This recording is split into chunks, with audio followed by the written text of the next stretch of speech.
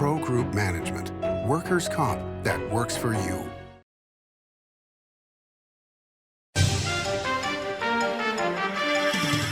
Welcome to Nevada Newsmakers. On the broadcast today, State Senator Dallas Harris running for re-election.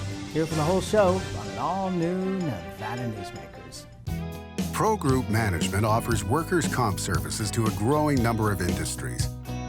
As businesses grow and change with the times, the need for a solid workers' comp program must be flexible and up-to-date. The evolving nature of regulations can make staying ahead of complex tasks challenging. But Pro Group Management simplifies the work so your industry can move forward and succeed. Pro Group Management, workers' comp that works for you. Truck drivers are some of the hardest working people you'll meet, delivering over 70% of America's freight and 92% of Nevada's. When there's a natural disaster, they're delivering critical supplies to help those communities recover and rebuild. Every sector of the economy and our nation's military rely on truck drivers. So let's take a moment to say thank you. On the open road or city streets, our truck drivers are rolling to make our economy and our nation stronger. Trucking moves America forward. Story County is leading Nevada. Home of the Tahoe Reno Industrial Center, Google, Tesla, Panasonic, and other world-leading companies. Story County provides thousands of tech, advanced manufacturing, and logistics careers for Nevadans. We're diversifying and driving Nevada's economy and generating millions in tax revenue and billions in economic activity across northern Nevada. Story County is leading Nevada's future. Like a traditional handmade basket, retail is woven into the fabric of life in Nevada. From big box to mom and pop, retail supports our communities in countless ways. Jobs for the disabled, team uniforms for kids, help for the elderly, and so much more. Retail employs over 1 in 10 workers. Retail supports Nevada, and we support retail. RANNV.org. This is Nevada Newsmakers with host Sam Shad, a no-holds-barred political forum. Now, from the Nevada Newsmakers broadcast headquarters, here is Sam Shad. And back on Nevada Newsmakers, we're always pleased to welcome back to the program State Senator Dallas Harris. She's a Democrat from District 11. Pleasure to have you back. Always a pleasure to be with you, Sam. Thanks for having me. You are very welcome. You're coming to us from San Francisco this morning. A lot of things to talk about. Let's start out with one that is irritating a lot of northern Nevadans right now, which is that the United States Postal Service is pretty much trying to get the mail for sorting shifted to Sacramento. And there's a lot of concern, and Senator Rosen, Mark Amadei have been on the case here to try and get them to stop this. The biggest concern is during elections, in the wintertime, we have snow, there could be delays. What are your thoughts on what's happening with the post office in Reno? Well, I think every Nevadan has a couple of choice words for Mr. DeJoy in the Postal Service. As you mentioned, Senator Rosen kind of really gave it to him on our behalf. And that's really how we're all feeling. Nevada is not some outpost of Northern California. Getting our mail on time is just as important as it is anywhere else in the country. We have seniors who need to get their checks on time in order to be able to pay their rent and make it by. Folks want to make sure they get their Christmas presents on time. We deserve equal service. And so I'm glad that we have the type of representation we have in Senator Rosen for really giving it to them and letting them know how we feel about what they're doing up there. And we're putting up all the resistance that we can because, again, Northern Nevada is not just some outpost for Northern California. We need to make sure that our mail is delivered just as efficiently as anywhere else in the country. All right, so I'm going to pose a question to you that I posed to Senator Reed back in the early 1990s. When we had a federal debt that at the time was outrageous, not even close to what it is today. And I said to him, you know, if we're going to lower the federal debt, everybody has to give up something. What would you give up? And what he ended up giving up was the fighters out of Tonopah going to Arizona, which I'm sure was already in the works before he said it, but it took me about 10 times to get him to say that. But how do you feel about the debt, and how do you feel about, what states should give up if we're going to get this debt under control? Well, Sam, I sit on the Finance Committee in the state Senate, so I have a fantastic hold of what our state budget looks like. Not as familiar with all of the line items on the federal budget. I'd be guessing really to assume places where I think they can cut at the federal level without me doing the due diligence of going through and making sure that I truly understand the full structure of our federal government's budget. I can tell you that time and time again, the military brings a budget to Congress, and Congress not only satisfies that budget, but increases it, right? I've seen time and time again where, let's say the Air Force may be asking for 3 planes, and Congress is like, no, we're going to give you 4 or 5. And these are $1 million, in some instances, $1 billion pieces of equipment. So when I have a chance to comb through, that's the first place I'd start looking. Well, it's interesting because I interviewed Senator Rosen at the beginning of the Ukraine situation and the Israel situation, and she had said to me at the time, and this was really more in response to Ukraine, that the Congress had already agreed to replace everything that was sent to Ukraine. So I don't know that we're going to see any cutbacks in that particular budget. In fact, I think we're basically seeing the military have all the new stuff, and we're sending all the older stuff out there. And I'm not sure I disagree with that plan, because if there's going to be wars, I'd like us to have the best equipment we can. Absolutely, Sam. Let me just be clear. I do not want to see necessarily cuts in our military budget. I firmly believe that the United States needs to have the best military in the world, that we do have the best military in the world, and that we must maintain that. There's just been quite a few times where we've given them some cherries on top of what they've even asked for. And that might be a place to cut back. I don't have any interest in cutting back their base budgets, their needs. I want to make sure that our military is fully equipped and is able to help our friends when they need it. Let's move on to your race, because a challenger has been drawn by Governor Lombardo, Lori Rogich, the wife of Sig Rogich, and she is a powerful player in Southern Nevada. What are your thoughts on her entry into the race, and how is this going to be the most expensive Senate race ever in the Silver State? Well, that is yet to be seen. I have a lot of competition in that area. The majority leader's race is often very expensive, and I think might currently hold the title of the most expensive Senate race. I will say this: I'm going to work hard. The Republicans have put up a challenger who they think might be able to take me out. So I'm going to ensure that I do the work necessary. And really, that's just about reaching out to folks, making sure they know what I've done for them in the last 6 years, what we will continue to do for them with our strong Democratic majority in the state legislature. We've got a great record to run on. And that's what I'm going to do. I'm going to hit the doors, talk to my folks. And honestly, Sam, I am grateful to them for giving me the opportunity to work so hard to earn it. That's what we're going to do. Let's talk about what's been happening with the Supreme Court. It seems like a lot of the decisions are being handed back to the state. And what are your thoughts on that?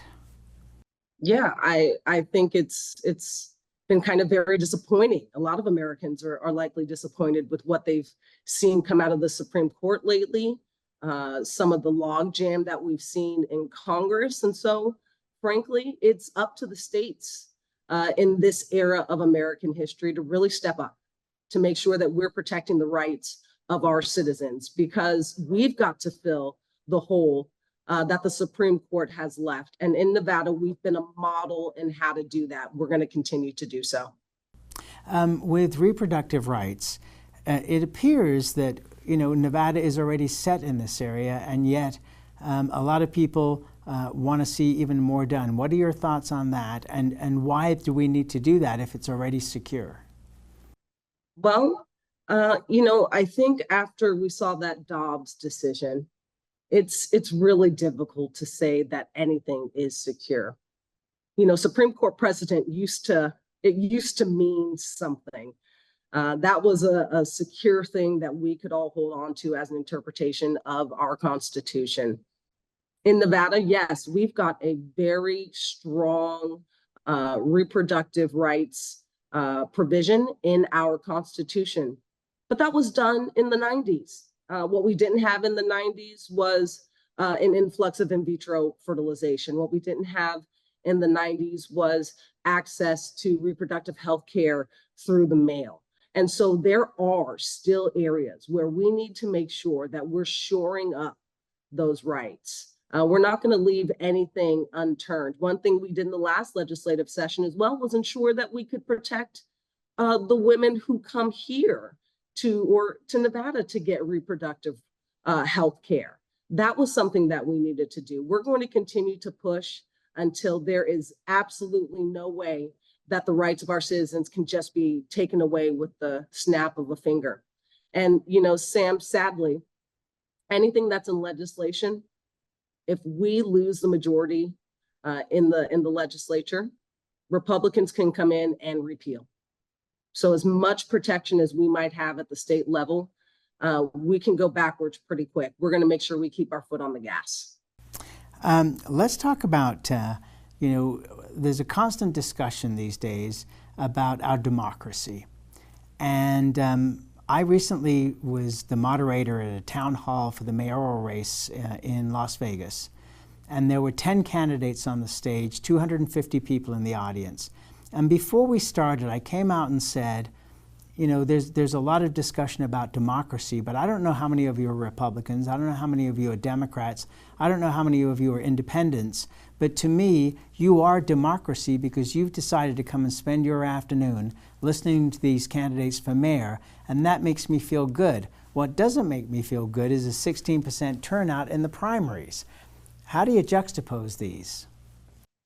Well, you know what? I think we've got a lot of work to do, Sam. That's what that told us. I would love to see more voter engagement.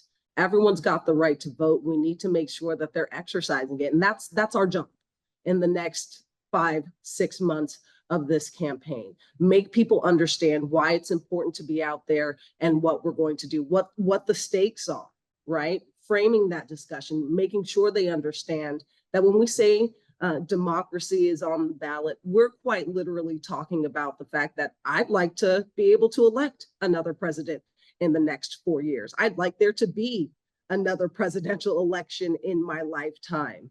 So we need to get folks out to vote, or sadly, that might be the direction that the Republican Party is moving in. If you've read any piece of Project 2025, then I think you're going to be casting your ballot because you understand what the stakes are. And so it's incumbent upon all of us to get that communication out there. We've got a great campaign team on the coordinated side doing that work, the right people in Nevada who know the state, who know the people. And we're going to continue to keep pushing, ensuring that we can get folks to the polls, get them excited about voting because our democracy needs it. Don't you think that in a way that this whole steal the vote campaign has damaged both Republicans and Democrats because they've made everybody feel insecure about whether their vote counts or not? And we've got, a Democratic Secretary of State, a previous Republican Secretary of State, and all of the DAs, all of the judges, everybody is saying that the elections were fair and free, and not that there aren't always problems with every election everywhere, but not to the scale that would have changed the results. Don't you think that it has backfired in the sense that people are not going to the polls, and isn't that the fear going into the general election for both parties, because the Republicans have turned around and are now promoting democracy and the vote because they realize that otherwise their members are going to stay home? Well, Sam, this is one of those questions of is it a feature or a bug, right? I think they knew what they were doing when they got out there and told all those lies about election integrity, right? And there was this intent to make sure that folks felt less secure in their elections. And what did we get?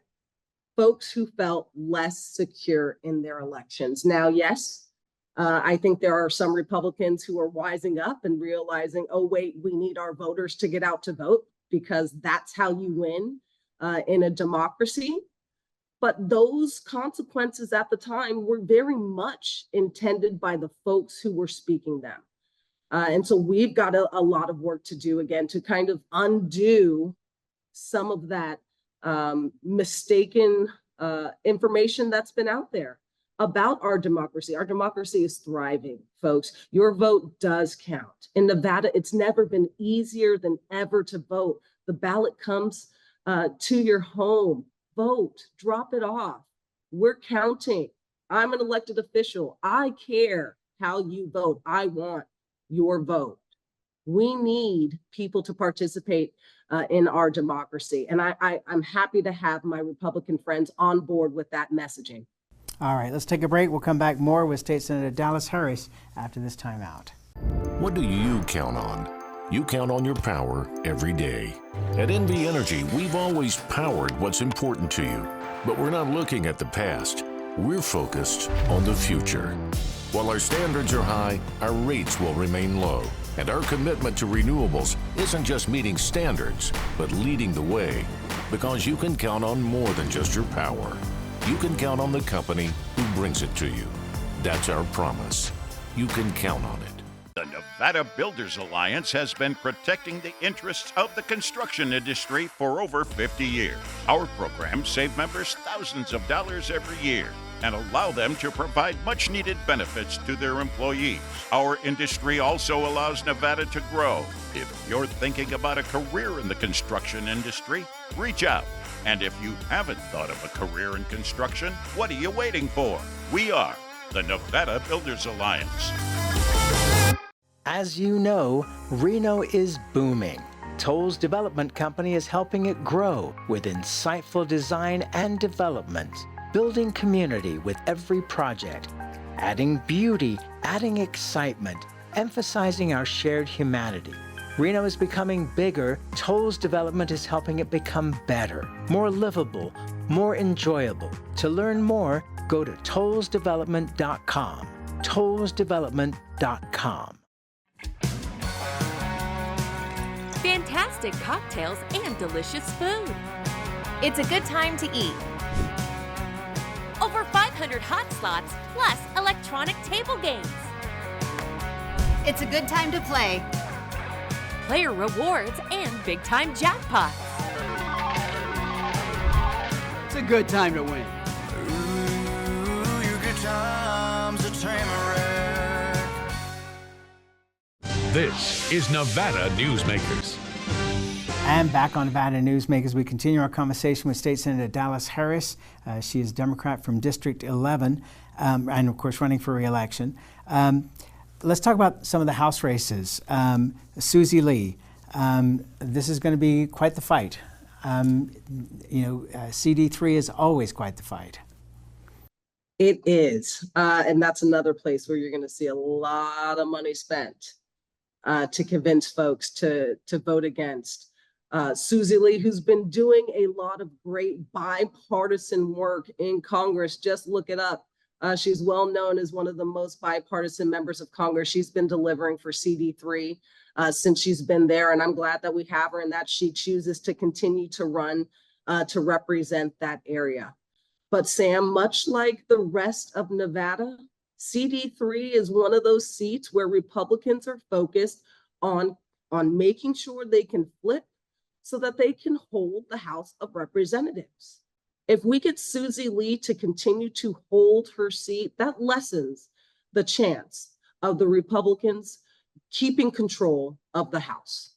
And maybe we'll only have one speaker vote in the next congressional session. Maybe we'll see some actual legislation passed if Democrats can take control. And Susie Lee's district is key to that. And I know her team as well. And she's out there working hard. Nobody outworks Susie Lee. And so I'm excited to work side by side with her where our districts overlap. It's a team sport. Let's talk about Stephen Horsford's race because he's got a solid challenger in John Lee. Former mayor of North Las Vegas, was responsible for the turnaround in the economy of North Las Vegas. It was almost taken over by the state at one point because they were so bankrupt. And John has personally a lot of money. I don't think the Democrats were prepared for Stephen to have a tough race, but do you view this as being a tough race?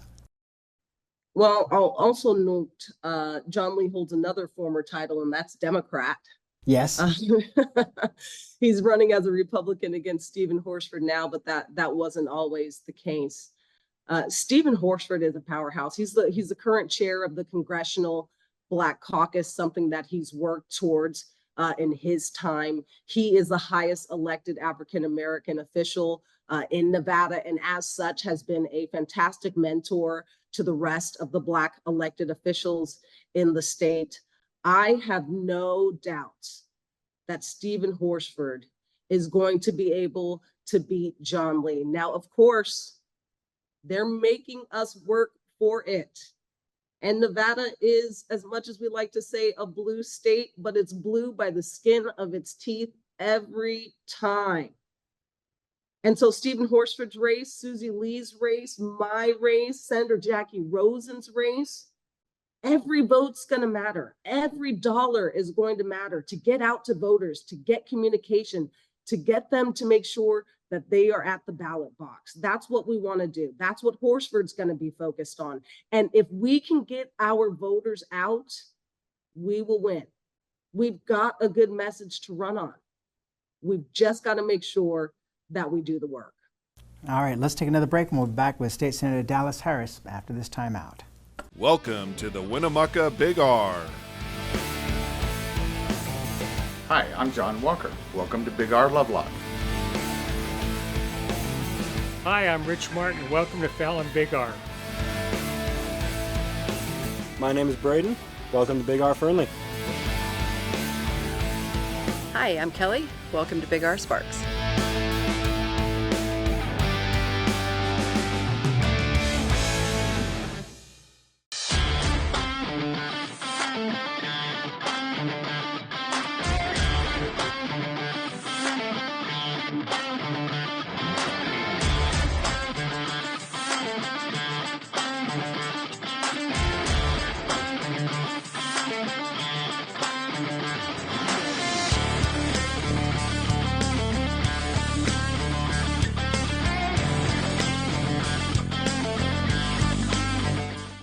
For 50 years, Nevada Heating has been keeping people comfortable in their homes.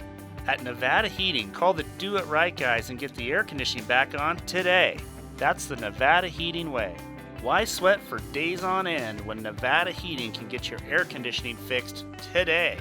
Call us today and we'll fix it today at 323-5585 or schedule us on our website at nevadaheating.com.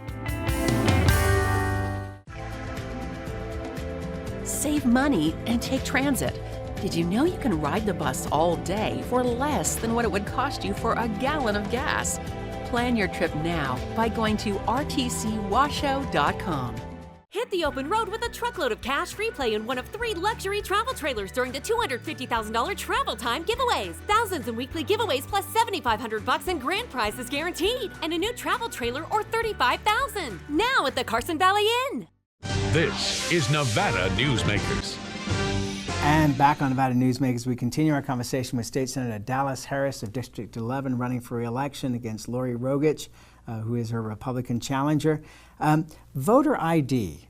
It looks like they've raised enough signatures. What are your thoughts on voter ID? Because let's face it, there is nothing you can do except vote without ID. Oh, I think there's plenty you can do without ID. Sam, I'm talking to you right now. Did you need me to pull out my ID to verify my identification before we had the interview. Well, I did to get on Zoom. Grocery shopping, as long as you use your PIN, you don't need your ID for your debit card, right? But you got to have a debit card. Exactly, right? But when you go and vote, a ballot came to you, you have the opportunity to use your utility bills, right? To demonstrate that you're in a particular precinct. Your vote's not automatically counted. Your signature needs to be matched. Absent that signature match, your vote isn't going to be counted, even if you did show up with the perfect ID at this point today, right? So we have protections in place. And Sam, there is just no denying that historically, voter ID bills have been used to prevent certain people from voting. And you and I just had a very good conversation about the low voting turnout rate. We have an undervoting problem in the United States of America, not an overvoting problem. And if it was true that we were seeing results coming in with more Nevadans than there actually live in the state, then maybe we would need to figure out what's going on. But right now, we've got to get more people engaged. I just don't see certain versions of the voter ID law as the right answer to a problem actually that doesn't exist. Well, you know, I have to say, just as a closing thought here, that I'm totally fine with the way the voting system is right now, but there are so many people that are concerned that, you know, voter ID is an important thing, that it doesn't seem to me, as long as we make it free for people who don't have ID to get ID, then I'm okay with voter ID. But that's a further discussion for another day. I thank you so much for doing this as always. It's always great to see you, and thank you for taking out your time from being on a trip to San Francisco to join us today. Appreciate it. Thank you, Sam. Always a pleasure. Thank you, my friend, and we'll be right back. Here on 7 at 7, we're bringing you the local headlines in just 7 minutes. We've got you covered in the morning, evening, and for all breaking news, in between, and as it happens. Life is busy, and we don't waste your time. Join us for local news now, streaming on our YouTube page. Imagine a magical garden that feeds Carson City's hungry and homeless, teaches our high school students agriculture, creates hanging floral displays to beautify downtown, and yet charges nothing. It's not magic. It's the Greenhouse Project. It's real, it's growing, and it needs your help.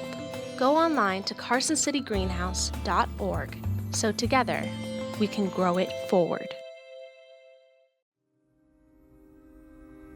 Modern boutique Ahern Hotel and Event Center sits at the heart of the Las Vegas Strip. 2 floors of meeting and event space are ideal for groups and conventions. Stay in one of 200 luxurious rooms and suites. Brand your event throughout the property. Flexible event spaces make for easy planning and personalization. Take over the entire hotel with a full buyout option. As always, you can watch Nevada Newsmakers 24 hours a day on various platforms, including television, radio, our website, audio and video podcasts, YouTube. If you want to find the show, you can find it pretty darn easily. And we cover politics, business, health, and education.